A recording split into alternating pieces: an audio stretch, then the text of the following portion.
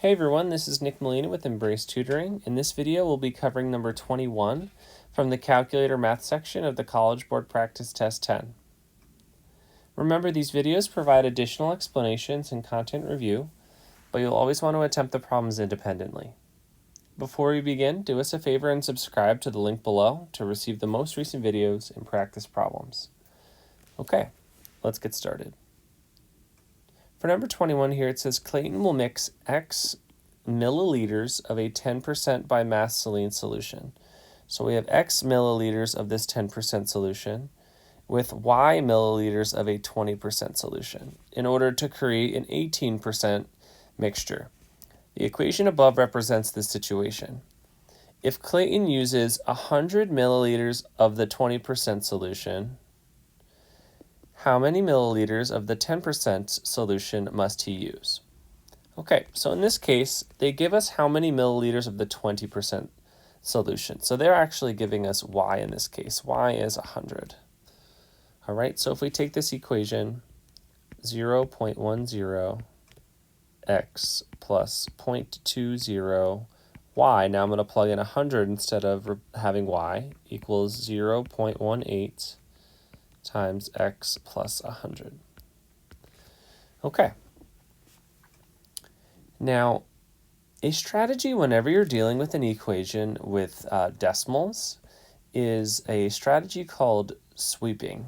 And what that means is that we're going to multiply both sides of this equation by a number that's going to get rid of our decimals for us. Not that you can't solve the equation with decimals, it's just we're working with friendlier numbers. So you'll notice that anytime a decimal appears, in order for us to completely get rid of the decimal, we have to move it to the right twice. All right?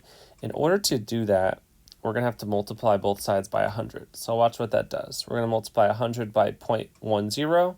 We get 10x. We're going to multiply 100 by 0.2, and we get 20. Now, because that 20 is being multiplied by the 100, I don't need to multiply the 100 by 100 as well. So now the 100 times 0.8, we get 18. And because that 18 is going to be distributed into this x plus 100, again, we don't need to distribute the 100 into that. All right, so what that leaves us is with 10x plus, and now I'm going to add two zeros when I multiply by 100, equals 18x plus 1800. All right, now we have a linear equation we can solve. We're going to isolate x. I'm going to move them both to one side. All right, by subtracting 10x, I get 2000 equals 8x plus 1800. I'm going to subtract 1800 in an effort to isolate x further. What that gives me is 200 equals 8x. All right. And our last step here is we just have to divide 200 by 8, and we get 25. So that represents how much of that 10% solution we need, and that's answer choice B.